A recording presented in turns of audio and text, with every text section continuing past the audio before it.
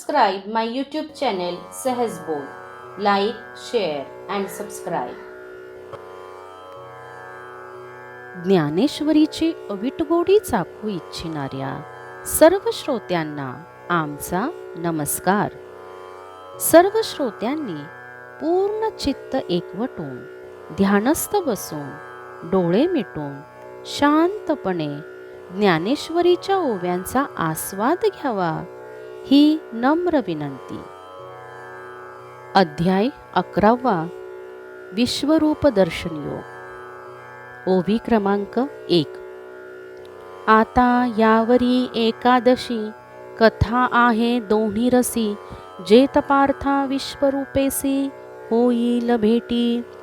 जेत शांताचिया घरा अद्भुत आला आहे पाहुणेरा, आणि येराही रसा पातिकरा जाहला मानू. अहो वधूवरांची मिळणी, जैशी वराडियांनीही लुगडी लेणी, तैसे देशीयेच्या सोकासनी मिरविले रस. आता 11व्या अध्यायामध्ये 2 शांत आणि अद्भुत या रसांनी भरलेली कथा आहे. या अध्यायामध्ये अर्जुनाला विश्वरूपाचे दर्शन होणार आहे. या अध्यायात शांत रसाच्या घरी अद्भुत रस हा पाहुणचारच आला आहे, आणि इतर रसांनाही या 2 रसांच्या पंक्तीचा बहुमान मिळाला आहे. अहो वधूवराच्या लग्नाचे इतर पाहुणे मंडळी वस्त्रालंकाराने नटून मिरवतात, त्याप्रमाणे इतर रसाची मराठी भाषारूप पालखीत मिरवणूक होऊन त्यास शोभा आली आहे. परंतु यास शांत आणि अद्भुत रस डोळ्यांना इतके स्पष्ट दिसतील की जणू भगवान विष्णू आणि शंकर एका योग्यतेचे देव प्रेमभावाने एकमेकांना आलिंगन देण्यास यावे, किंवा अमावस्येच्या पर्वकाळी चंद्र सूर्यांची बिंबे एकत्र मिळावीत, याप्रमाणे या रसांचा संगम झाला आहे. प्रयाग क्षेत्री गंगा यमुनांचा संगम होऊन प्रयाग हे तीर्थक्षेत्र बनले, त्याप्रमाणे शांत आणि अद्भुत रसांचा मिलाप होऊन 11वा अध्याय प्रयाग बनले आहे. म्हणून सर्व जग येथे स्नान करून पवित्र होते. ज्याप्रमाणे प्रयाग क्षेत्रात गंगा आणि यमुना या 2 नद्यांचे प्रवाह स्पष्ट दिसतात आणि मध्ये सरस्वती नदी गुप्त आहे, त्याप्रमाणे या अध्यायात शांत आणि अद्भुत हे दोन्ही रस स्पष्ट दिसणारे असून त्यामध्ये गीता ही गुप्त सरस्वती आहे. म्हणून हा अध्याय त्रिवेणी झाला आहे. ज्ञानेश्वर महाराज म्हणतात, मला निमित्त करून माझे गुरु निवृत्तीनाथ यांनी श्रवणाच्या द्वारे या त्रिवेणी तीर्थात प्रवेश करणे सर्वांना सोपे केले आहे. माझे गुरु निवृत्तीनाथ यांनी मला निमित्त करून संस्कृत भाषारूपी नदीची तटे उतरण्यास कठीण आहेत, म्हणून त्यांनी ती फोडून ज्यावर धर्माचे ठेवे सहज लाभतील असे मराठी शब्दांचे घाट बांधले आहेत. म्हणून या त्रिवेणी संगमात हवे त्याने आस्तिक्य बुद्धीने स्नान करून विश्वरूप माधवाचे दर्शन घ्यावे आणि संसारास तिलांजली द्यावी. याप्रमाणे या ठिकाणी 9 रस मूर्तिमंत भरास आले असून जगाला श्रवण सुखाचे साम्राज्य प्राप्त झाले आहे. या ठिकाणी शांत रस, अद्भुत रस मूर्तिमंत आहेतच, पण इतर रसांसही या अध्यायात शोभा प्राप्त झाली आहे. याचे वर्णन थोडेच आहे. या अध्यायात मोक्ष स्पष्ट झाला आहे. असा हा अध्याय देवांचे विश्रांतीचे स्थान आहे. पण अर्जुन सुदैवी पुरुषाचा राजा असल्याने तो अशा ठिकाणी प्राप्त झाला आहे. येथे अर्जुनच एकटा प्राप्त झाला आहे असे का म्हणावयाचे? गीतेचा अर्थ मराठीत असल्यामुळे आज या सुखाचा वाटेल त्याला सुकाळ झाला आहे. याच करिता माझी एक विनंती ऐका, तीही की तुम्ही सज्जनांनी माझ्या बोलण्याकडे लक्ष द्यावे. तसे पाहिले तर तुम्हासारख्या संतांच्या सभेत मी सलगीने बोलणे उचित नाही. पण मी तुमचे लेकरू आहे, मला प्रेमाने मानावे म्हणून सलगी करतो. अहो, आपणच पोपटाला शिकवतो. तो शिकवल्याप्रमाणे बोलू लागला की कौतुकाने मान डोलवीत नाही का? किंवा मुलांकडून एखादी गोष्ट करवून आई त्याचे कौतुक करून संतुष्ट होते. त्याप्रमाणे मी जे जे बोलणार आहे ते महाराज आपणच शिकवले आहे, म्हणून ते आपले आपणच ऐकावे. महाराज, हे सारस्वताचे सुंदर झाड आपणच लावले आहे. याला अवधानरूपी अमृत जलाने शिंपून ते वृद्धिंगत आपणच करावे. हे ब्रह्मविद्येचे सुंदर झाड, त्यामुळे नवरसादी फुलांनी फुलेल, नाना अर्थरूपी फळांनी बहरेल. तुम्ही असा धर्म केला म्हणजे जगाला श्रवण सुखाचा सुकाळ येईल. या बोलण्याने संत संतुष्ट झाले आणि म्हणाले, ज्ञानेश्वरा, आम्ही संतुष्ट झालो. तू फार छान केलेस. आता अर्जुनाने जो प्रश्न केला त्यावर व्याख्यान कर. तेव्हा निवृत्तीनाथांचे शिष्य ज्ञानदेव म्हणाले, महाराज, श्रीकृष्ण अर्जुन यांचा संवाद माझ्यासारख्याला काय ठाऊक, परंतु ते माझ्याकडून सांगण्याचे काम तुम्हीच करीत आहात. अहो, रानातील पाने खाणाऱ्या वानरांकडून रावणाचा पराभव झाला की नाही, तसेच एकट्या अर्जुनाने कौरवांचे 11 अक्षौहिणी सैन्य पराभूत केले नाही काय? म्हणून समर्थ जे जे करतील ते ते जगात घडून येतेच. तुम्ही मनात आणले तर मजसारख्या नेनत्याकडून गूढ गीतार्थ बदवून घ्याल. आता श्री वैकुंठ नायकाचे मुखातून निघालेल्या गीतेचा उत्तम अभिप्राय मी सांगतो, आपण सर्वांनी ऐका. अहो, केवढी या गीता ग्रंथाची धन्यता की प्रत्यक्ष वेद ज्याचे प्रतिपादन करतात तो भगवान श्रीकृष्ण या गीता ग्रंथाचा वक्ता आहे. ज्याचे महत्त्व भगवान शंकराच्या बुद्धीला आकलन झाले नाही, त्या गीतेची थोरवी कशी वर्णावी. म्हणून या गीता माऊलीला सर्व भावे वंदन करावे हेच उत्तम आहे. त्यानंतर तो अर्जुन विश्वरूपावर नजर ठेवून पहिल्या प्रथम कसे बोलतो ते ऐका. हे संपूर्ण विश्व परमात्मा स्वरूप आहे असा अनुभव आलेला जो सेवक अर्जुन त्याच्या चर्मचक्षुंना तसाच अनुभव यावा ही मनातील इच्छा, परंतु देवास सांगताना संकट वाटते, कारण गुप्त असे विश्वरूप मला उघड करून दाखवा असे देवांना कसे बरे विचारावे. अर्जुन मनात म्हणतो, पूर्वी कोणत्याही प्रिय भक्ताने जी गोष्ट विचारली नाही ती एकाएकी मला सांगा असे कसे बरे म्हणावे. मी जरी श्रीकृष्णांचा जिवलग सखा असलो तरी लक्ष्मी माते इतका जवळचा आहे का? ती देखील विश्वरूपाचा प्रश्न विचारण्याला भ्याली. माझ्याकडून वाटेल तेवढी सेवा घडली असली तरी त्या सेवेला गरुडाच्या सेवे इतके मोल येईल का? एवढा सेवाभावी गरुड सुद्धा विश्वरूपाची गोष्ट बोलत नाही. माझी सनकादिकांपेक्षा जास्त सलगी आहे काय? परंतु त्यांना देखील विश्वरूप दर्शनाची उठाठेव करता आली नाही. मी गोकुळातील लोकांपेक्षा आवडता आहे का? त्या गोकुळातील भाविक लोकांना सुद्धा आपण केवळ लहान मूल आहोत असे भासवून फसविले. एकाकरिता अंबरीश राजाकरिता 10 गर्भवास देखील सोसले, परंतु विश्वरूप गुप्त ठेवले, कोणालाही दाखविले नाही. इतकी गुप्त अंतःकरणातील खास गोष्ट मला एकाएकी कशी बरे विचारता येईल? बरे न विचारावे तर विश्वरूप दर्शनाशिवाय मला सुख होणार नाही. इतकेच नव्हे तर मी जिवंत राहीन किंवा नाही याबद्दलही शंका आहे. म्हणून आता हळूच थोडेसे विचारूया. मग देवाची इच्छा असेल तर तसे करू. अशा रीतीने अर्जुनाने भीत भीत बोलायला प्रारंभ केला.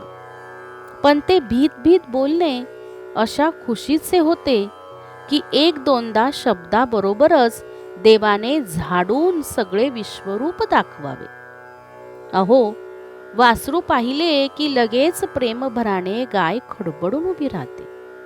मग ते वासरू स्तनपान करीत असताना ती पान्हा चोरेल काय? ज्या पांडवांच्या रक्षणासाठी देव रानावनात धावले, त्याला अर्जुनाने विनंती केल्यावर स्वस्थ राहावेल काय? तो श्रीकृष्ण परमात्मा स्वभावतः प्रेमाची मूर्ती असून त्या प्रेमास कैफ आणणारा उत्तेजक पदार्थ अर्जुन घातला आहे. अशा वेळी त्यांच्यात वेगळेपणा उरेल तर नवलच. म्हणून अर्जुनाच्या बोलण्यावर श्रीकृष्ण सहजच विश्वरूप धारण करील. तो पहिला प्रसंग असा आहे, तो आपण लक्षपूर्वक ऐकावा. मग अर्जुन श्रीकृष्णास म्हणाला, हे कृपानिधी, जे बोलता यायचे नाही ते तुम्ही माझ्यासाठी बोललात. ज्यावेळी पंचमहाभूते ब्रह्मामध्ये नाहीशी होतात, जीव महत्तत्व याचे नावही उरत नाही, त्यावेळी आपण जे ब्रह्मरूप होऊन राहता, हे त्याचे शेवटचे विश्रामस्थान आहे. जी स्वरूप स्थिती वेदासही कळू न देता आपण आपल्या अंतकरण रूपी घरात कृपणासारखी पुरून ठेवली आहे, ती आज तुम्ही आपल्या अंतकरणातील गुप्त गोष्ट मजपुढे प्रकट केली. या अध्यात्म ज्ञानावरून भगवान शंकराने आपले अध्यात्म ज्ञान ओवाळून टाकले आहे.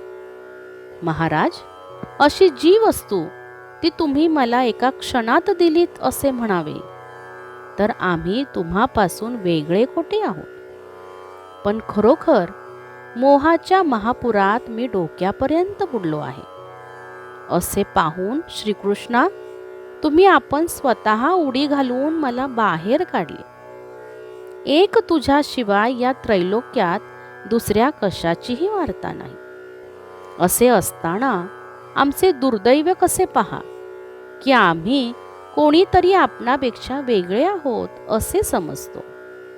या जगामध्ये मी एक अर्जुन आहे असा देहाच्या ठिकाणी अभिमान बाळगतो आणि कौरवांना आपले भाऊबंद म्हणतो. यावर मी त्यांना मारीन आणि त्या पापाच्या योगाने मला कोणती गती मिळेल असे दुष्टरूप मी पाहत होतो. तोच आपण देवा मला त्या स्वप्नातून जागे केलेत. हे देवा, गंधर्व नगरातील वस्ती सोडून मी बाहेर पडलो. हे लक्ष्मीपती, मी पाणी पिण्याच्या इच्छेने मृगजळच पित होतो.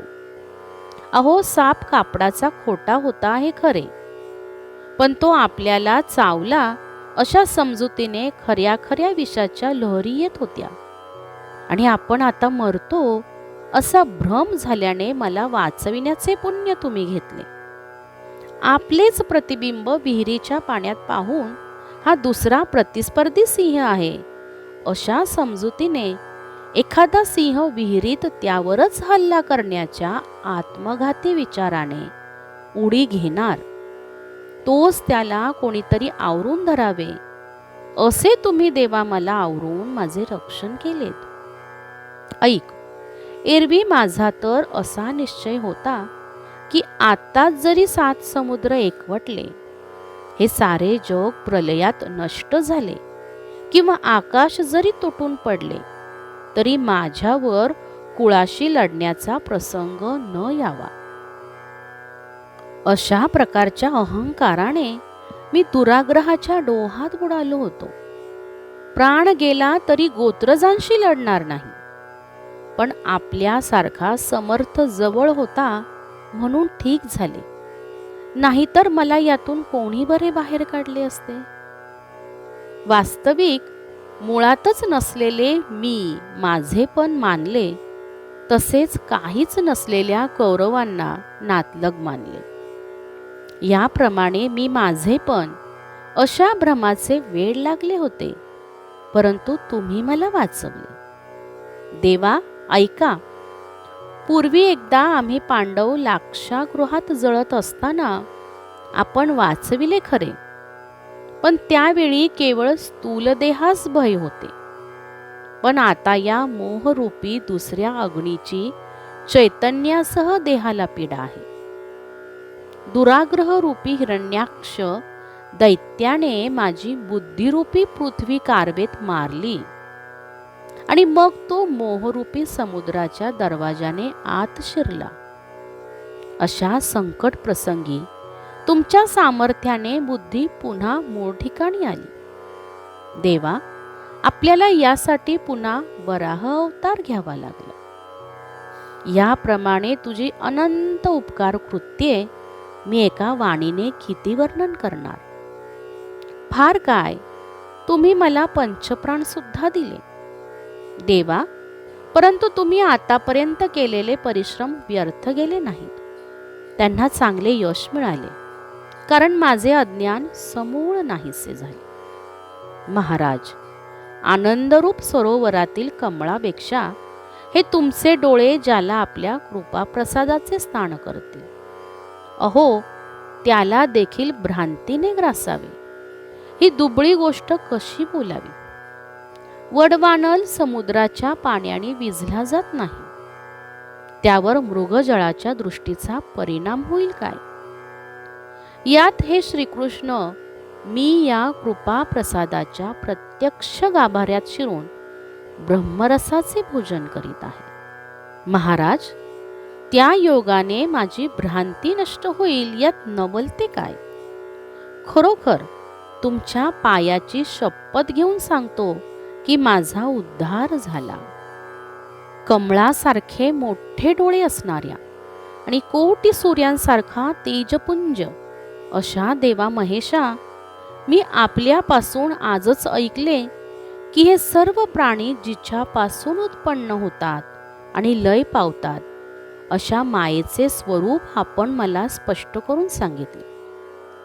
त्या मायेचा झाडा देऊन ज्या परमेश्वराचा महिमा पांघरून वेद सुशोभित झाला, त्या परमात्म्याचे मूळस्थान दाखविले.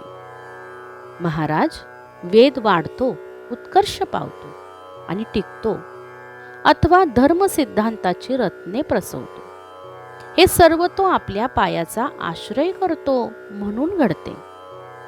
त्याप्रमाणे देवा, जे सर्व साधन मार्गाचे ध्येय आत्मानुभवाने परिपूर्ण असे, हे आपले अगाध अपार महात्म्य तुम्ही मला स्पष्ट करून दाखविले. ज्याप्रमाणे आकाशातील ढगाळ अभ्रे नाहीसे झाल्यावर स्वच्छ सूर्यमंडल दृष्टीस पडते, किंवा हाताने शेवाळे बाजूला केल्यावर निर्मळ पाणी दिसून येते, अथवा सापाने चंदनाच्या झाडाला दिलेले वेढे निघाल्यानंतर चंदन वृक्षाची भेट घेता येते, अथवा पिशाच्च पळून गेल्यावर जमिनीत पुरलेला द्रव्याचा साठा हाती यावा, त्याप्रमाणे ज्ञानाच्या आड जी माया होती ती देवाने हाताने दूर केली आणि माझी बुद्धी तत्वनिष्ठ केली.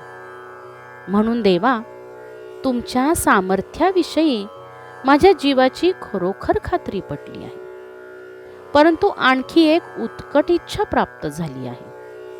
आता संकोच धरून ती गोष्ट विचारायची राहू दिली तर तुमच्याशिवाय अन्य कोणाचा आश्रय बरे घ्यावा.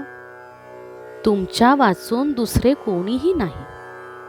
पाण्यात राहणाऱ्या प्राण्यांनी जर आपल्यामुळे पाण्याला त्रास होतो म्हणून पाण्याबाहेर राहण्याचा संकोच केला, किंवा बालकाने आईजवळ स्तनपान मागण्याची भीड धरली, तर जगण्यासाठी त्याच्याजवळ अन्य उपाय आहे का. म्हणून संकोच न करता मनाला जे बरे वाटेल ते तुमच्याजवळ बोलून दाखविले. यावर श्रीकृष्ण म्हणाले, थांब, तुझी आवड काय असेल ते सांग. येथपर्यंत 80 ओव्या समाप्त झाल्या आहेत. यापुढील ओव्या आपण अध्याय 11 आणि भाग 2 यामध्ये पाहणार आहोत. राम कृष्ण हरी, राम कृष्ण हरी.